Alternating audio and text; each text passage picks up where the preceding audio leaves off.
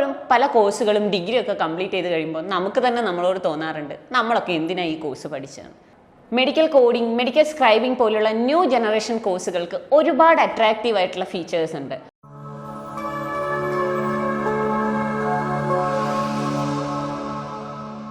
പണ്ടാരാണ്ട് ചോദിച്ച പോലെ നീയൊക്കെ എന്തിനാ പഠിക്കുന്നത്. പലപ്പോഴും പല കോഴ്സുകളും ഡിഗ്രിയൊക്കെ കംപ്ലീറ്റ് ചെയ്ത് കഴിയുമ്പോൾ നമുക്ക് തന്നെ നമ്മളോട് തോന്നാറുണ്ട് നമ്മളൊക്കെ എന്തിനാ ഈ കോഴ്സ് പഠിച്ചത്. മെഡിക്കൽ കോഡിംഗ്, മെഡിക്കൽ സ്ക്രൈബിംഗ് പോലുള്ള ന്യൂ ജനറേഷൻ കോഴ്സുകൾക്ക് ഒരുപാട് അട്രാക്റ്റീവ് ആയിട്ടുള്ള ഫീച്ചേഴ്സ് ഉണ്ട്. അതായത് ഷോർട്ട് ടേം കോഴ്സ് ആയിരിക്കും, നല്ല സാലറി പാക്കേജ് ആയിരിക്കും, ട്രെയിനിങ് സമയത്ത് സ്റ്റൈപ്പൻഡ് ഉണ്ടാവും, പ്ലേസ്മെന്റ് അസിസ്റ്റൻസ് അല്ലെങ്കിൽ 100% ജോബ് ഗ്യാരണ്ടി, ഇങ്ങനെ ഒരുപാട് പ്രത്യേകതകളുള്ള കോഴ്സുകളുണ്ട്. ഇതൊക്കെ ഉണ്ടായിട്ടും ഡിഗ്രിയും PGയും ഒക്കെ ചൂസ് ചെയ്തതിന് ശേഷം എനിക്ക് ജോലിയില്ല എന്ന് പറഞ്ഞതിൽ കാര്യമില്ല. അതുകൊണ്ട് തന്നെ നിങ്ങൾ മെഡിക്കൽ കോഡിംഗ്, മെഡിക്കൽ സ്ക്രൈബിംഗ് പോലുള്ള ജോബ് ഓറിയന്റഡ് കോഴ്സുകൾ തിരഞ്ഞെടുക്കുക. ഇതിന് വേണ്ട ഒരു ക്വാളിഫിക്കേഷൻ എന്ന് പറയുന്നത് +2 അല്ലെങ്കിൽ ഡിഗ്രി മാത്രമേ ആവശ്യമുള്ളൂ. അതുകൊണ്ട് തന്നെ ഇങ്ങനത്തെ കോഴ്സുകളിലേക്ക് നിങ്ങളുടെ ഫോക്കസ് പോകട്ടെ. നല്ലൊരു കരിയർ നിങ്ങളെ തേടിയെത്തട്ടെ. താങ്ക്